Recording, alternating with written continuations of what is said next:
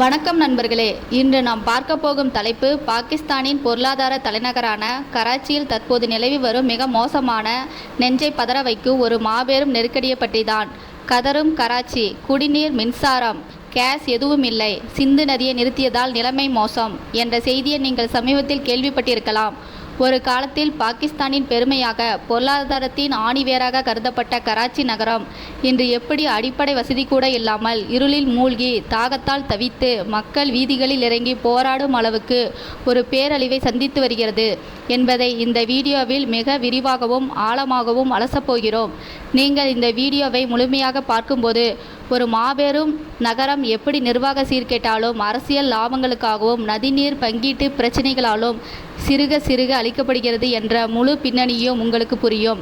கோடை வெயில் கொளுத்தி எடுக்கும் இந்த நேரத்தில் பல கோடி மக்கள் வாழும் ஒரு நகரத்தில் குடிக்க ஒரு சொட்டு தண்ணீர் இல்லை, மின் விசிறியை போட மின்சாரம் இல்லை, அடுப்பை பற்ற வைக்க சமையல் எரிவாயு இல்லை என்றால் அந்த மக்களின் மனநிலை எப்படி இருக்கும் என்பதை சற்று கற்பனை செய்து பாருங்கள். இது ஏதோ ஒரு நாள் நடந்த நிகழ்வல்ல. தொடர்ச்சியாக பல வாரங்களாக கராச்சி மக்கள் இந்த நரக வேதனையை அனுபவித்து வருகிறார்கள். பாகிஸ்தானின் ஒட்டுமொத்த பொருளாதாரத்தையும் தன் தோள்களில் சுமக்கும் நகரம் கராச்சி. நாட்டின் பெரும்பாலான வர்த்தகம், துறைமுகம், போக்குவரத்து, தொழில் நிறுவனங்கள் என அனைத்துக்கும் இங்குதான் இயங்குகின்றன.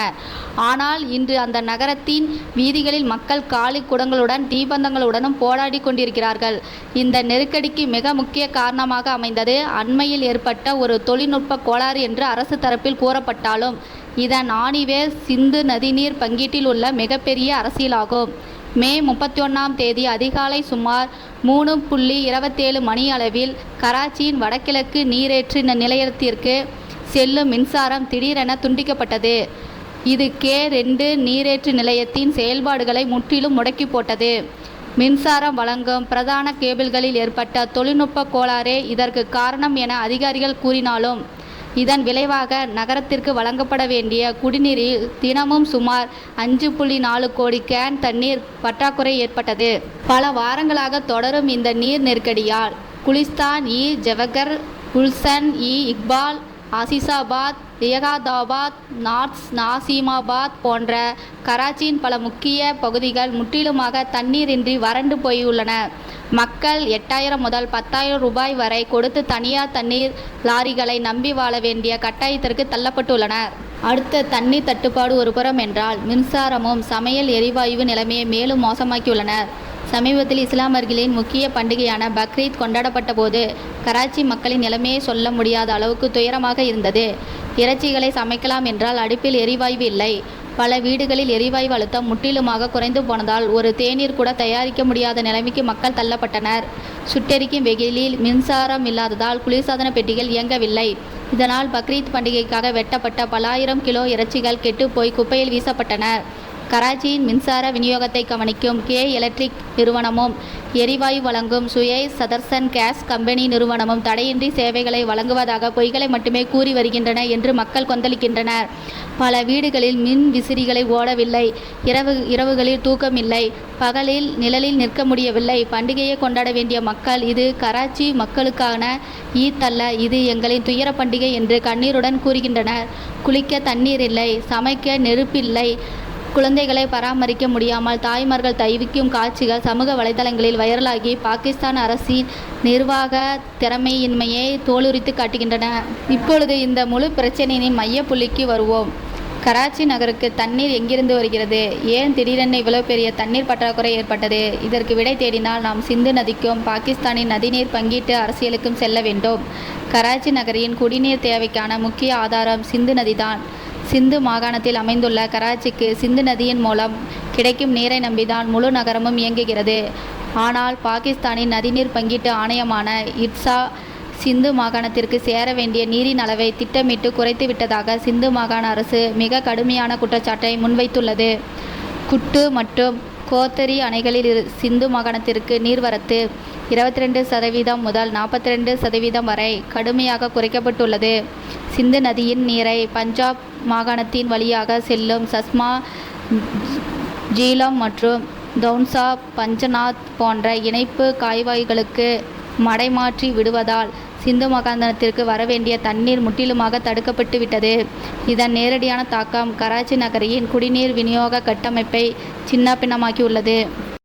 ஒரு பக்கம் இந்தியா பாகிஸ்தான் இடையிலான சிந்து நதிநீர் ஒப்பந்தம் தொடர்பான பதட்டங்கள் சர்வதேச அளவில் பேசப்பட்டு வரும் நிலையில் பாகிஸ்தானுக்குள்ளேயே மாகாணங்களுக்கு இடையிலான நதிநீர் போர் வெடித்துள்ளது.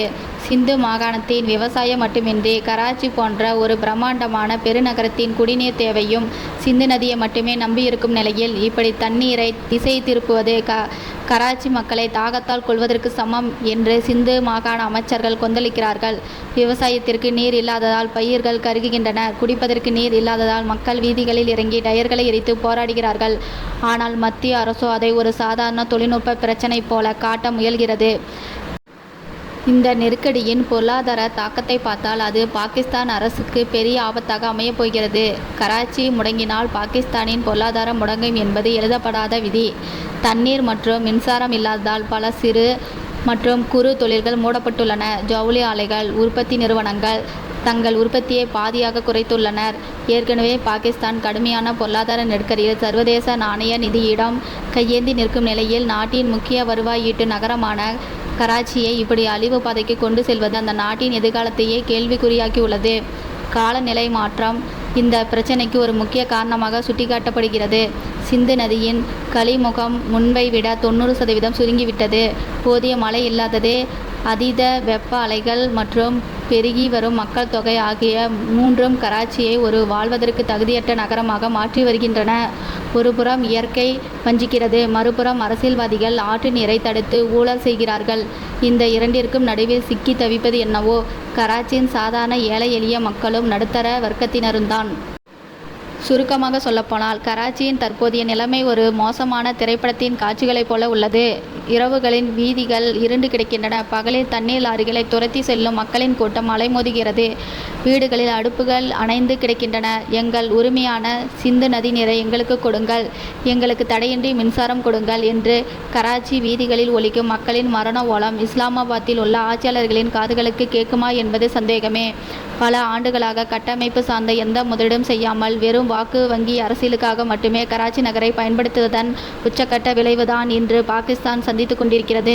சிந்து நதிநீர் விவகாரத்தில் நியாயமான பங்கீடு கிடைக்காமல் உள்கட்டமைப்பு சரி செய்யாமல் போனால் கராச்சி நகரம் மிக விரைவில் ஒரு மாபெரும் மக்கள் கிளர்ச்சியை காண நேரிடும். இந்த வரலாறு நமக்கு உணர்த்தும் பாடம் ஒன்றே ஒன்றுதான். இயற்கையை அளித்தாலும் மக்களின் அடிப்படை தேவையான நீர், மின்சாரம், உணவை அரசியல்வாக்கினாலும் எவ்வளவு பெரிய சாம்ராஜ்யமாக இருந்தாலும் அது வீழ்வது உறுதி. கராச்சியின் கண்ணீரும் கதறலும் இதற்கு ஒரே நேரடி சாட்சி. மீண்டும் ஒரு விரிவான மற்றும் ஆழமான பதிவுடன் உங்களை சந்திக்கிறேன். நன்றி, வணக்கம்.